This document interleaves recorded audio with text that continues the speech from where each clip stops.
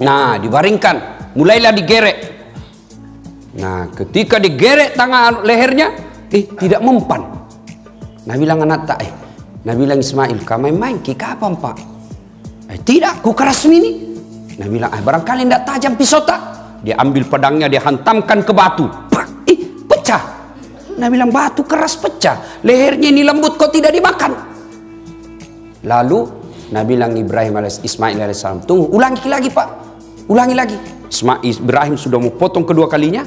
Dia bilang, tunggu dulu pak. Ismail alaihissalam bilang, tunggu dulu pak. Apa lagi nak? Lepaskan ikatan kaki dan tanganku, jangan diikat kak. Kenapa? Kalau saya diikat seperti ini, nanti Allah menilai saya tidak ikhlas. Lepaskan saya supaya saya kelihatan ikhlas melaksanakan perintah ini. Baiklah nak, dilepaslah. Dipotong kedua kalinya, tidak mempan juga. Lalu pada saat Ibrahim alaihissalam dia gerek anaknya, Allah kumpulkan seluruh malaikat. Malaikatku, sini mako, lihat kau semua ini manusia. Yang waktu saya ciptakan Adam, kalian memprotes saya. Kalian berpikir kalau manusia kau angkat menjadi khalifah di dunia ini, hancur mereka, menghancurkan saja dunia. Lihat mako, karena cintanya kepada perintahku, ingin mewujudkan cintanya kepada Allah, dia sembeli anaknya yang satu-satunya. Potong. Kemudian pada saat itu kekaguman malaikat Jibril, lalu berkata malaikat Jibril, Allahu Akbar, Allahu Akbar, Allahu Akbar. Disambung oleh Ibrahim alaihissalam, La ilaha illallah, huwallahu akbar. Lalu Ismail alaihissalam menjawabnya dengan kalimat, Allahu Akbar, walillahil hamd.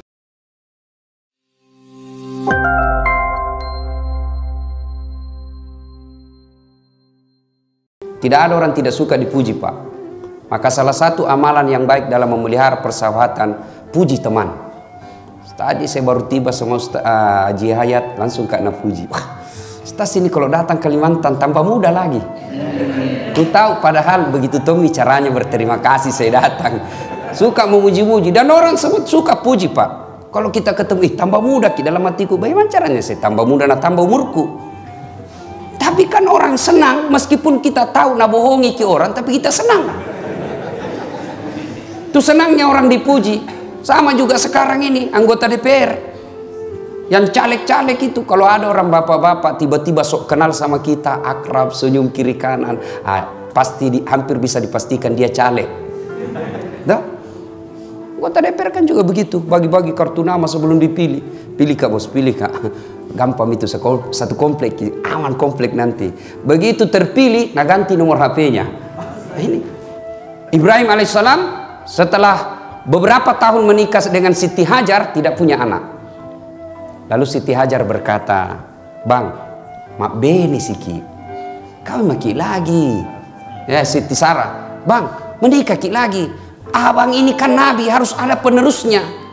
Nah bilang Nabi Ibrahim, jangan mindek, tidak enak kalau lukai perasaanmu. Kalau ini takdir, kata apa ya boleh buat. Nah bilang tidak, nikah ki lagi. Ini hebatnya Ibrahim alaihissalam pak. Disuruh menikah sama istrinya tidak mau. Kalau kita dilarang sama istri, coko-coko. Beberapa saat kemudian Ibrahim, oke lah, kau desak saya terus, baiklah. Kalau begitu. Tapi Nabi Siti Sarah, saya carikan kok. Nah, ini menunjukkan bahwa perempuan tidak ada yang ikhlas 100%. Kalau dia ikhlas, nikah maki palek, terserah mana kita suka. Tapi Siti Sarah berkata, saya carikan ki. Nah bilang Ibrahim alaihissalam, siapa mi? Dia bilang, jangan aku jauh-jauh. Siapa? Itu mau pembantu Siti Hajar. Oke. Alhamdulillah menikah. Setelah menikah dengan Siti Hajar, Ibrahim alaihissalam, alhamdulillah hamil. Dan beberapa saat kemudian, Siti Hajar baru juga hamil. Nah, setelah dia suruh nikah istrinya, suaminya, baru hamil. Nah, kalau ada ibu-ibu mendengar ini, tidak punya anak sampai sekarang, bertahun-tahun tidak punya anak, coba terapinya ini Siti Hajar. Suruh kawin lagi suami tak. Siapa tahu dengan keikhlasan itu Allah kabulkan doa tak, sehingga bisa juga hamil. Tidak ada mustahil kalau Allah yang mau. Bukan dokter ahli kandungan yang tentukan, tapi Allah. Mudah-mudahan keikhlasan tak itu taat. Sudah, mudah-mudahan Allah buka kita punya rezeki untuk punya anak. Ibu bapak saudara-saudara sekalian, akhirnya Ibrahim alaihissalam dengan Siti Hajar lahir anaknya bernama Ismail, inilah keturunan orang Islam. Kemudian Ibrahim alaihissalam dengan istrinya Siti Sarah lahir anaknya Ishak, inilah keturunan orang Yahudi. Nah, kemudian beberapa saat setelah punya anak, Ibrahim alaihissalam tanggal 8 Zulhijjah. 8 Zulhijjah mimpi. Dalam mimpinya Allah tagih janjinya. Ibrahim, pernah kau dulu nasar toh? Kalau ada anakmu kau potong. Sekarang wujudkan janjimu, panasai. Wajah inderamu. Ibrahim tak bangun. Ini wahyu atau mimpi? Kalau wahyu, kenapa anak disuruh potong? Kalau mimpi, kenapa jelas sekali? Berpikir Ibrahim alaihissalam. Maka tanggal 8 Zulhijjah buat kita sekarang disebut hari Tarwiyah atau hari berpikir-pikir. Nah, tanggal 9 Zulhijjah tidur lagi, mimpi lagi. Ibrahim, bayar utangmu. Ibrahim terbangun. Ibrahim punya kesimpulan. Oh, ini bukan mimpi ini wahyu. Ibrahim alaihissalam tanggal 9 Zulhijjah yakin bahwa ini perintah Allah. Maka tanggal 9 Zulhijjah sekarang ini bagi kita disebut hari Arafah atau hari keyakinan. Nah, tanggal 10 Zulhijjah dipanggillah anaknya Ismail alaihissalam. Waktu itu umurnya tidak dijelaskan dalam Quran berapa tahun, tapi Quran hanya menjelaskan Ismail alaihissalam waktu itu sudah pandai membantu bapaknya. Macan suruh. Kira-kira kalau umur sekarang 12-13 tahun. Ismail alaihissalam dipanggil. Nah, ada ini yang mau saya kasih tahu Ki. Apa itu Pak? Saya diperintah Allah untuk menyembelih kamu. Bagaimana menurutmu? Kira-kira kalau anak milenial Pak dikasih tahu begitu sekarang, anak tadi rumah tak Pak, apa kira-kira nak jawab kami? Pasti nak jawab, ngapa anak ke? Nenekku mo. Dia sudah tua, sedikit lagi mati. Ini cocok tawa, benar tawa ini namanya anak pintar tapi tidak soleh. Dia bilang, kenapa anak saya itu nenekku sakratil maut nih? Itu mau potong, jangan saya masih muda. Ismail alaihissalam mendengar ini, apa jawabannya? Pak, kalau ini perintah Allah, jangan ragu, laksanakan. Insya Allah Bapak akan mendapati saya menjadi anak yang sabar, anak yang soleh. Kira-kira begitu Umar di ayatnya itu kulupa Umar. Apa kira-kira ayatnya itu Umar? Baca dulu deh supaya anda dengar semua ustaz di sini. Tahu ya. Satajiduni insyaallah minas shalihin. Nah, masya Allah ya. Jadi Bapak akan mendapati saya menjadi anak yang sabar, bukan anak yang pintar, anak yang sabar. Subhanallah. Nah, akhirnya Nabi bilang Ismail, tapi tunggu dulu Pak. Sebelum dieksekusi itu ada beberapa permintaanku. Satu, tolong sembelih saya pakai pisau yang sangat tajam. Ini bagi bapak-bapak yang bertugas nanti menyembelih, etika menyembelih binatang pakai pisau yang sangat tajam. Jangan pisau abal-abal. Dan bapak-bapak yang suka makan ayam potong, hati-hati. Ternyata banyak tukang ayam potong sekarang tidak bismillah kalau nak potong. Ada malah nak potong Pak 50 ekor ayam nak potong satu kali bismillah. Nah bilang saja bismillahirrahmanirrahim kali 50. Bisa itu satu-satu bos. Ambil jalan praktis. Tak boleh. Hati-hati Pak. Nah Ismail alaihissalam lalu berkata lagi yang kedua, tolong nanti kalau Bapak potong saya tutup mata, pakai tutupi. Kenapa? Saya takut kalau Bapak tidak tutup, tidak tega Ki kalau kita lihat Kak. Yang ketiga Pak, tolong ikat tangan dan kakiku supaya saya tidak meronta-ronta. Sakit itu pasti saya meronta-ronta. Tolong ikat kaki dan tanganku. Dan yang keempat, jangan sampai ada bajuku kena darah. Nah lihat mamaku kodong naik sedek. Dan yang kelima, besok lusa kalau saya sudah meninggal, jangan ada anak lewat depan rumahku seumuran saya supaya mamaku tidak lihat dan tidak naik ke kodong. Baiklah. Tanggal 10 Zulhijjah, lalu Ibrahim alaihissalam berkata kepada istrinya Siti Hajar, yang sayangku, kenapa kimaklah Pak? Itu para nabi itu romantis sama istrinya Pak. Kita tonji itu kurang romantis. Ini anak-anak sekarang kalau waktu pacaran sopan sama ceweknya, tawe deh. hati-hati. Ada batu di depan tadi. Hati-hati angkat kaki kita sedikit. Batina. Sekali ini sudah ada anak satu tak tumpu kaki istrinya. Di mana simpang matanu dongo. Pangyang, sayangku sini dulu. Kenapa Kideng? Tolong saya mandi baik-baik itu anak tak. Kasih pakai baju baru. Kemudian sisir rapi-rapi. Kasih parfum. Nah bilang Siti Hajar, mau bawa kemana? Nah bilang saya mau bawa rekreasi, jalan-jalan. Baiklah, jalanlah itu. Tanggal 10 Zulhijjah, Ibrahim alaihissalam sudah yakin melaksanakan janjinya. Maka tanggal 10 Zulhijjah kita bagi umat Islam sekarang disebut hari An-Nakhar atau hari melaksanakan janji. Nah sudah jalan. Begitu jalan menuju ke penyembelihan, wah setan kepanasan. Panik ini setan. Wah ya Ibrahim ini mau betul nak potong anaknya, gagal saya goda ini. Akhirnya Ibrahim dia datangi, iblis datangi Ibrahim. Dia goda Ibrahim. Ibrahim mau kopi mana? Mau aku potong anakku. Terlewat-lewatmu itu. Lihat aku dulu, balik aku dulu ke belakang. Lihat itu anakmu, lucu-lucunya, puluhan tahun kau harapkan, masa kau mau potong? Ibrahim alaihissalam, jangan aku banyak bicara di situ. Kalau bahasa kita ya. Jangan jadi cari tamun tueng. Nambil batu Ibrahim alaihissalam. Dia lempar iblis. Ibrahim lempar iblis. Puh! Kena kepalanya. Sampai Maros balik lagi. Sudah gagal goda Ibrahim. Dia datang ke istrinya. Ajar, kau tahu Ji mau udah bawa gimana anakmu? Kau tahu Ji? Dia jalan-jalan. Ih, dongok kok. Masukmu? Apa tolok-tolok itu suamimu? Jangan kesambaran kau bilang situ deh. Kenapa? Mau nak potong itu anakmu. Kenapa bisa? Katanya perintah Tuhannya. Apa? Perintah Tuhannya beda. Dengar ini Siti Hajar berkata, iblis, jangan kau banyak bicaramu di situ. Jangankan anakku, saya pun siap dipotong kalau itu perintah Allah. Dilempar juga, pak, kena sampai pangkep balik lagi. Nah bilang iblis deh, lebih hebat lagi dari suaminya ini. Dia susah ditangkis. Dia bilang jangankan anakku, saya juga siap dipotong kalau itu perintah Allah. Gagal, tidak, iblis tidak putus asa. Nah datangi lagi Ismail lagi nagoda. Mas bro, anak-anak gaul tuh ada udah urusan tuh. Sini dulu. Apa cikali? Kau tahu mau kenapa mana bapakmu? Jalan-jalan.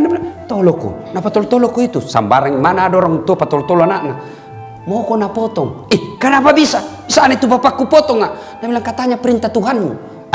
Kalau ini perintah Allah, jangan kau banyak bicara di situ. Ambil juga batu dan lempar, kena mata kanannya, pico. Apa bahasa Indonesia itu pico? Itu picak apa? Rusak matanya sebelah kanan, kena kepalanya, lari iblis. Ini yang diabadikan kita dan umat Islam menjadi ritual pelaksanaan ibadah haji, yaitu melempar 3 jumroh. Jumroh Aqabah, Ula, Usta. Setan besar, tengah, kecil. Ada beda ini cerita, tidak tahu benar atau tidak. Jamaah haji Indonesia pergi melempar, nah lihat itu dinding mau lempar, nah bilang ini setan patol-tolo selama ini. Iya ini patol-tolo terus kayak ini. Nah ambil batu, nah lempar, nah bismillah, Allahu Akbar, pok. Pas nah lempar kembali itu batu, hampir nak kena kepalanya. Nah ambil itu batu, ada tulisannya sesama setan dilarang saling melempar.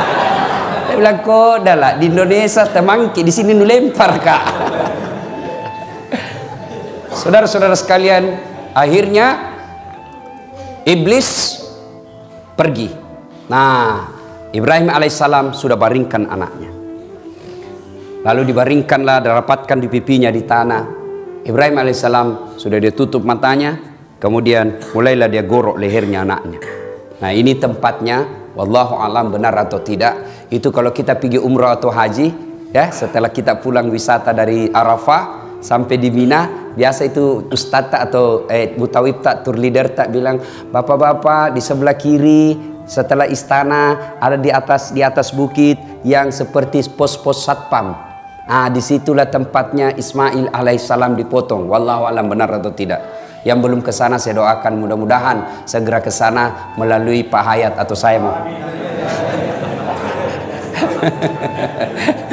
Persaingan bebas Pak Hayat. Sudah ya, sudah sampailah. Nah dibaringkan, mulailah digerek. Nah ketika digerek tangan lehernya, tidak mempan. Nah bilang anak tak, nah bilang Ismail, kamu main ki kapan pak? Tidak, ku keras ini. Nabi bilang, barangkali tidak tajam pisau tak. Dia ambil pedangnya, dia hantamkan ke batu. Pecah. Nabi bilang, batu keras pecah. Lehernya ini lembut, kok tidak dimakan? Lalu Nabi bilang Ismail alaihissalam, tunggu, ulangi lagi pak, ulangi lagi. Ibrahim sudah mau potong kedua kalinya. Dia bilang, tunggu dulu pak. Ismail alaihissalam bilang, tunggu dulu pak. Apa lagi nak? Lepaskan ikatan kaki dan tanganku. Jangan diikat kak. Kenapa? Kalau saya diikat seperti ini, nanti Allah menilai saya tidak ikhlas. Lepaskan saya supaya saya kelihatan ikhlas melaksanakan perintah ini. Baiklah nak, dilepaslah. Dipotong kedua kalinya, tidak mempan juga. Lalu pada saat Ibrahim alaihissalam dia gerek anaknya, Allah kumpulkan seluruh malaikat. Malaikatku, sini mako. Lihat kau semua ini manusia. Yang waktu saya ciptakan Adam, kalian memprotes saya. Kalian berpikir kalau manusia kau angkat menjadi khalifah di dunia ini, hancur mereka, menghancurkan saja dunia. Lihat mako. Karena cintanya kepada perintahku, ingin mewujudkan cintanya kepada Allah, dia sembeli anaknya yang satu-satunya. Potong. Kemudian pada saat itu kekaguman malaikat Jibril, lalu berkata malaikat Jibril, Allahu Akbar, Allahu Akbar, Allahu Akbar. Disambung oleh Ibrahim alaihissalam, La ilaha illallah, huwallahu akbar. Lalu Ismail alaihissalam menjawabnya dengan kalimat, Allahu Akbar, walillahil hamd. Ini kalimat kalau kita lebaran sekarang, Allahu Akbar, Allahu Akbar, Allahu Akbar, La ilaha illallah, huwallahu akbar, Allahu Akbar, walillahil hamd. Inilah yang disunnahkan Rasulullah ketika kita dari rumah menuju ke tempat ibadah Idul Fitri atau Idul Kurban. Nah, biasa kalau kita dari rumah ke masjid pak, takbir jaki, takbiran ki. Nah, kalau anak-anak milenial sekarang tidak takbir pak, update status. Mulai nak pakai kudungnya, mulai nak pakai bajunya, update status update status. Siap-siap Idul Fitri. Di jalan foto selfie. OTW masjid, sampai masjid foto lagi 2 rakaat sholat tahiyatul masjid, sujud, mana sujud, nah foto ton dari atas. Alhamdulillah selesai Idul Fitri. Nah itu anak-anak milenial sekarang. Ibu bapak saudara-saudara sekalian, inilah sejarahnya Idul Kurban. Nah apa kira-kira hikmah yang ingin kita ambil dari kisah ini? Ini yang penting, sejarah ini insya Allah kita sudah tahu nih, mengerti maki. Nah sekarang apa pelajaran yang kita ingin ambil? Satu, percayalah ketika kita ingin melakukan kebaikan, iblis pasti kepanasan. Setiap kita mau melakukan kebaikan, iblis pasti berupaya menggoda kita. Bukan cuma sekali kita dia goda, berkali-kali, dan tidak akan berhenti sebelum berhasil. Salah satu definisi iblis itu berupaya menggoda kita sampai berhasil. Jadi iblis itu tidak akan berhenti sebelum dia berhasil menyesatkan kita. Contoh, hayya 'alas shalah. Nah, bangun ki, nagoda ki iblis dulu. Sebentar pi, masih ada waktu ini 10 menit baru kaman. Anggaplah bapak berhasil. Bangun, jangan pikir setan berhenti di situ. Nagoda ki lagi, apa nabisik ki? Dingin, wudhu ke subuh tuh, dingin. Akhirnya apa? Wudhu kita tidak sempurna, buru-buru kita. Percayalah ketika wudhu kita batal, maka tidak sah kita punya sholat. Nagoda ki, anggaplah wudhu sangat bagus. Nagoda ki itu langsung bunyi handphone tak? Bunyi handphone, langsung bunyi, kita wudhu sambil terima handphone. Yo, sebentar pi, di mana ki warung kopi sebentar? Yo sama makin nanti, tunggu mana? Coba wudhu. Sah wudhu kita, tapi dia berupaya untuk tidak menyempurnakan. Kenapa? Supaya kurang pahala tak. Anggaplah kita berhasil wudhu dengan baik. Nagoda ki lagi sampai di masjid. Nah lihat timer, hampir wikomat. Dah cukup itu 3 menit. Duduk mako jam salah doa dia goda terus kita. Anggaplah kita berhasil sholat dengan baik. Setan putus asa, tidak. Nagoda ki lagi. Jam aku pakai surah pendek, Fatihah mau saja. Anggaplah kita berhasil baca Fatihah dengan baik, dengan surah pendek dengan baik. Gerakannya lagi nak ganggu iki. Sudah gerakan dengan baik, jangan pikir setan mundur sampai di situ. Nagoda lagi, nabi ki, tidak ada kalahku dalam masjid ini. Kau paling soleh, yang lain salah ngasih. itu salah cara takbir itu, salah caranya itu letakkan jari, semua salah itu. Akhirnya dalam hati kita muncul ujub, mau dibilang, mau diborro, dia bilang, iya tahu, saya paling soleh di sini. Masuk iblis. Auzubillah min dzalik. Nah, percayalah Bapak Ibu sekalian, termasuk sekarang Idul Kurban. Mau berkurban, iblis menggoda kita. Kambing 2 juta itu mahal.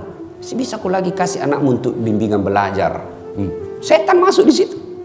Bagaimana berupaya segala cara agar kita gagal. Makanya ketika iblis sudah menggoda kita, Allah kasih senjata. Senjatanya apa? Kalimat istighfar. Astaghfirullahaladzim wa atubu ilaihi.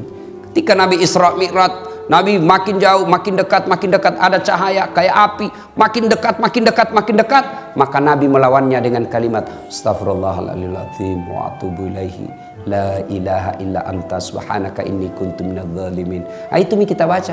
Adik-adik di kampus lagi duduk-duduk, tiba-tiba lewat cewek cantik, tertiup angin roknya, kelihatan betisnya. Seumur-umur tidak pernah lihat betis cewek, putihnya. Apa diucapkan, Dek? Apa? Alhamdulillah. Subhanallah. Maha suci Allah yang telah menciptakan keindahan itu. Ternyata masih dilihat juga.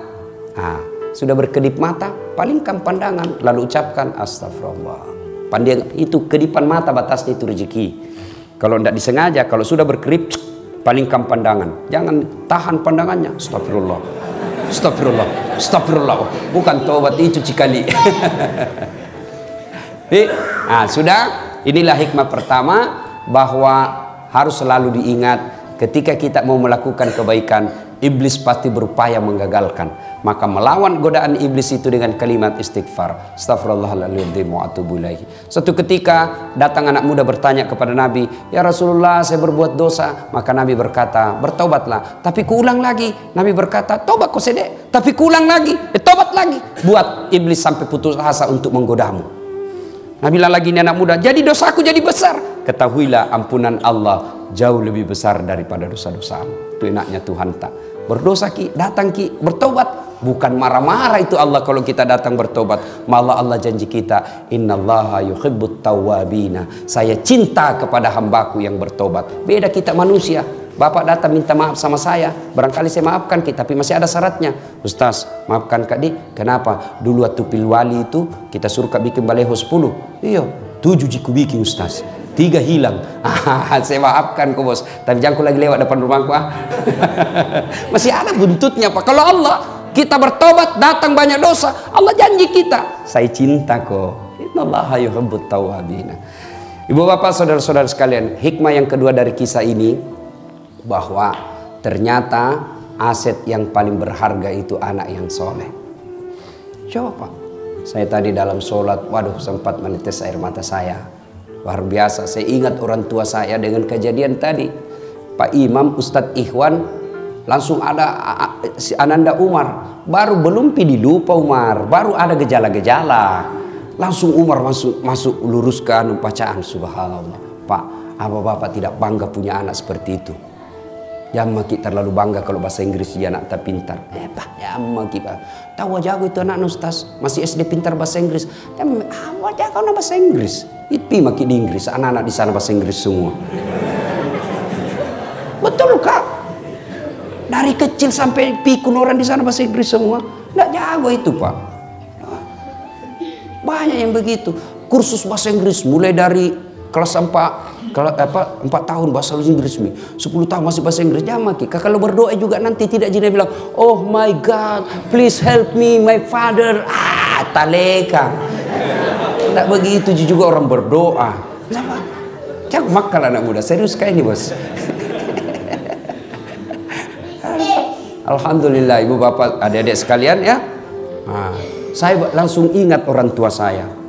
Masya Allah. Bapak saya itu kodon tidak pernah belajar agama.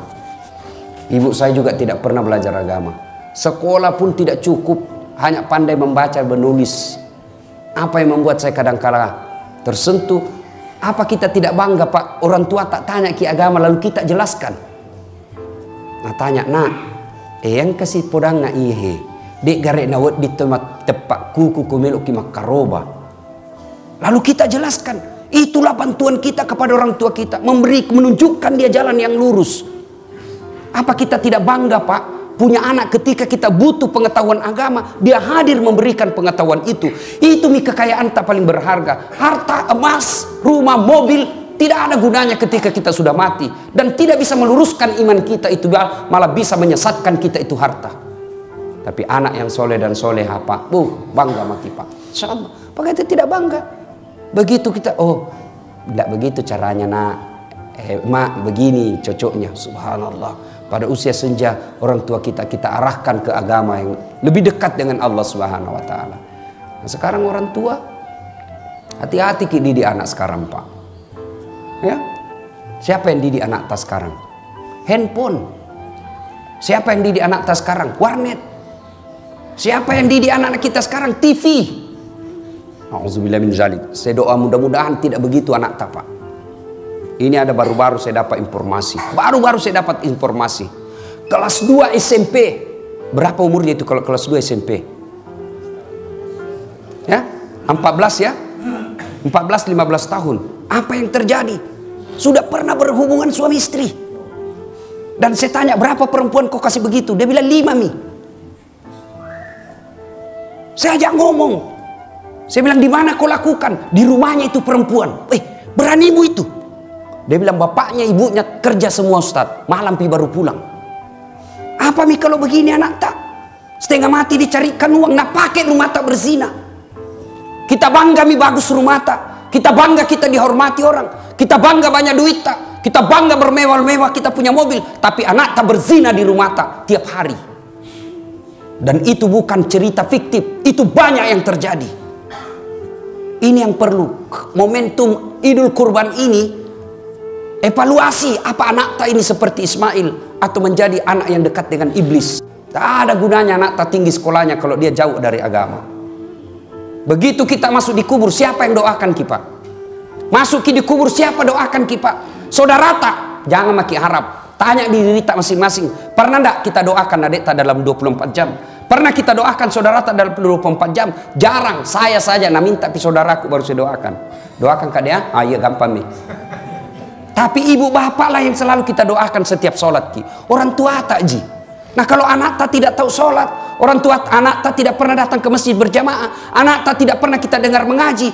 Bayangan itu Pak, di kuburan nanti sengsara hidup tak. Ayo, jangan sampai anak tak. Kita ini orang tua kan kadang gagal wujud cintanya baik, sayang mau nyayangnya anaknya bagus, tapi aplikasinya yang salah. Semangat cintanya kepada anak bagus, tapi cara cintanya itu yang salah. Dibelikan HP-nya smartphone. Itu bapak kalau belikan anak tas smartphone, lalu dia punya data. Oke, tidak ada datanya, tapi dia punya wifi. Dia dapat internet gratis. Saya ini dosen komunikasi. Banyak meneliti soal media. Dan itu anak tak di mana dapat itu, Pak? Di mana dia dapat informasi porno-porno? Dari handphonenya. Coba maki. Suruh tulis di situ. Anak-anak kita pakai smartphone, nah tulis saja itu di mesin pencari. Film porno. Indonesia blokir. Tapi ada lagi mesin yang bisa membebaskan blokir itu. Akhirnya apa? Pencariannya lari dulu ke Singapura. Tidak diblokir, dia bisa buka. Dan keluarlah itu ratusan informasi tentang porno. Kalau kita dulu kecil Pak, jangankan film, gambar saja tidak bisa didapat. Akhirnya apa? Kita tidak pernah pikiran yang jorok-jorok. Sudah itu tiap malam diterpa otaknya dengan pikiran-pikiran porno. Sudah itu malam anak tak kita kira jago ki, satu anak satu kamar, kita rusak itu anak tak. Kita dulu zaman kecil satu kamar 3 ki bersaudara di dalam. Akhirnya apa? Kita punya kekerabatan persaudaraan kencang. Kita punya persaudaraan kuat. Kenapa? Kita sama tidur. Sekarang satu anak satu kamar, satu anak satu TV, tidak pernah ketemu, pulang rumahnya, pulang sekolah, masuk kamarnya masing-masing, memegang HP-nya, mulai mima video call. Hati-hati Pak, ada namanya sekarang video call. Ya kak beda bibir tak dek, ini nih kak, kasih turun-turun sedikit, ya sedikit lagi dek, buka-buka sedikit. Apa? Tiap malam nih dia begitu, tiap malam. Akhirnya apa? Ketemu nanti nak praktek nih. Itu yang merusak anak-anak kita. Maka Bapak, pengajian kali ini hati-hati Pak. Jangan maki kasih smartphone anak tak. Masuk lagi Pak. Belum saatnya dia pegang itu. Kasih saja HP 3G. Seperti HP nama mamaku. Miss call G, SMS G, terima G. Itu mau saja. 3G juga itu bos. Bapak saudara-saudara sekalian. Yang ketiga, hikmah dari pengajian kita ini. Bapak ibu saudara-saudara sekalian, berkurbanlah. Alhamdulillah Allah tidak nasuruh jaki potong anak tak. Tapi kambing jina suruh ki sama sapi. Ya kalau nasuruh ki potong anak tanah empat, masih ada pilihan. Potong anakmu, dicari yang mana yang paling dongo ini.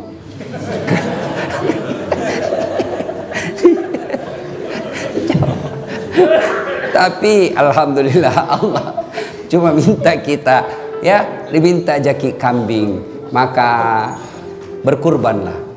Jangan ki lagi saya tidak mampu Ustaz, baru HP harga 2 juta, paket data 150.000 per bulan. Itu kalau Bapak sudah lakukan itu dan tidak berkurban, hati-hati Pak, nah cari ki nanti malaikat. Nah kasih bangkrut ki Allah. Banyak uang tak tapi tidak ada bisa dimakan. Banyak uang tak tapi tidak berkah. Kenapa? Karena kita tidak mau berkurban. Aneh sekarang ini Pak, banyak orang mampu tapi tidak mau berkurban. Saya ulang, banyak sekarang ini orang mampu tapi tidak mau berkurban. Sebaliknya, banyak orang mau berpoligami padahal dia tidak mampu.